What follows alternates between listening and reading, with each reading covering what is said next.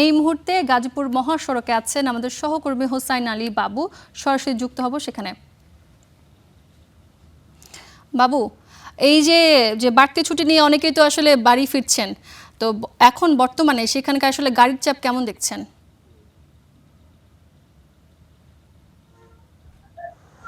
সূচনা সকালে কিন্তু এই ঢাকা টাঙ্গাইল মহাসড়কের যে চন্দ্রামোড়, সেই চন্দ্রামোড়ে কিন্তু এই যে বাড়তি ছুটি, সেই ছুটিতে কিন্তু যাত্রীদের বেশ চাপ ছিল। দুপুরে কিছুটা চাপ কম থাকলেও আবার কিন্তু এখন চাপ বাড়তে শুরু করেছে। আমরা দেখেছি আসলে যে বৈরী আবহাওয়া অপেক্ষা করে যাত্রীরা কিন্তু যে যারা উত্তরবঙ্গের দিকে যাচ্ছেন 22টি জেলার মানুষ, তারা কিন্তু আসলে ছুটছেন।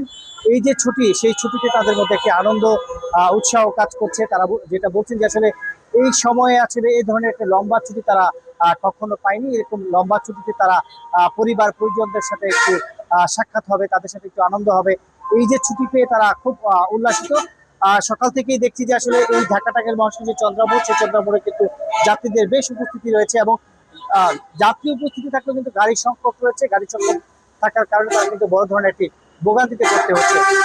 এই যে ছুটি, সেই ছুটিতে আসলে গাজীপুরে প্রায় 20% শিল্প কারখানা কিন্তু ছুটি দেওয়া হয়েছে। এই 20% শিল্প কারখানা ছুটি ঢাকা টাঙ্গাইল এবং ঢাকা ময়মনসিংহ মহাসড়কের যে চন্দ্রা এবং চান্দনা চৌরাস্তা, দুটি জায়গাতেই কিন্তু আমরা দেখেছি যে যাত্রীদের উপচে পড়া ভিড়। কিন্তু যেটা হচ্ছে যে এখানে একটি অভিযোগ করেছেন, যেটি হচ্ছে যে এই সুযোগে চালকরা অতিরিক্ত ভাড়া তাদের কাছে আদায় করছেন। যেখানে 150 টাকা 200 টাকার ভাড়া, সেই ভাড়া কিন্তু তারা 500 থেকে 400 টাকা যাচ্ছেন। এটা নিয়ে আসলে তারা অনেকটাই ক্ষোভ জানিয়েছেন এই উত্তরবঙ্গের যাত্রী যারা রয়েছেন তারা।